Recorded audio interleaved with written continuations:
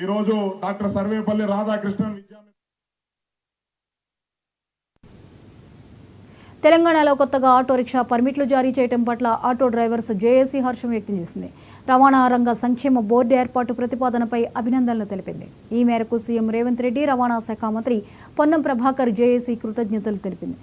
Auto metre ఛార్జీలు తక్షణమే పెంచాలని డిమాండ్ చేసింది. కాంగ్రెస్ పార్టీ ఆటో డ్రైవర్లకు హామీ ఇచ్చిన 12,000 రూపాయల ఆర్థిక సహాయం వెంటనే అందజేయాలని డిమాండ్ చేసింది. బైక్ ట్యాక్సీలను వెంటనే నిషేధించాలని కోరింది. జేఏసీ కన్వీనర్ వెంకటేశంతో పాటు పలువురు నేతలు సమావేశంలో పాల్గొన్నారు.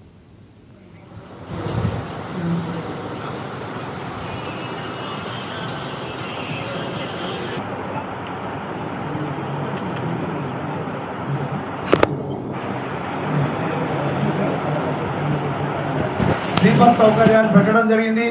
ఈ ఫ్రీ బస్ సౌకర్యం పెట్టడం వల్ల ఈ రాష్ట్రంలో ఉన్న ఆటో డ్రైవర్లు చాలామంది జీవనోపాధి దెబ్బతిన్నది. ఆనాడు ఇక్కడ ఉన్న సంఘాలన్నీ కూడా జేఏసీగానే అనేకమైన ఆందోళనలు ఏర్పాటు చేయడం జరిగింది. అప్పుడు ప్రభుత్వము ఆటో డ్రైవర్లతోని చర్చలు జరిపి ఏ ఆటో డ్రైవర్ కూడా తెలంగాణ బిడ్డలే, ఎవరికి నష్టం కాకుండా మేము చూస్తాము, ఫ్రీ బస్సు వల్ల నష్టపోయిన డ్రైవర్లందరూ కూడా ఆదుకుంటామని చెప్పి ఆనాడు రాష్ట్ర ముఖ్యమంత్రి గారు, మంత్రులు, అనేక మంది అధికారులు వారు చెప్పడం జరిగింది. వారు చెప్పిన విధంగా ఏ సమస్య కూడా పరిష్కరించలేని దశలో మేము అనేకమైన కార్యక్రమాలు రూపొందించుకొని ఫ్రీ బస్ సౌకర్యాన్ని పెట్టడం జరిగింది. ఈ ఫ్రీ బస్ సౌకర్యం పెట్టడం వల్ల ఈ రాష్ట్రంలో ఉన్న ఆటో డ్రైవర్లు చాలామంది జీవనోపాధి దెబ్బతిన్నది. ఆనాడు ఇక్కడ ఉన్న సంఘాలన్నీ కూడా జేఏసీగానే అనేకమైన ఆందోళనలు ఏర్పాటు చేయడం జరిగింది.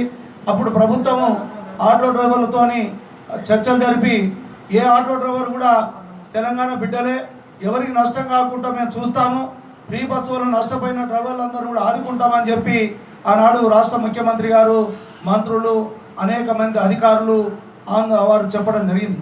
వారు చెప్పిన విధంగా ఏ సమస్య కూడా పరిష్కరించలేని దశలో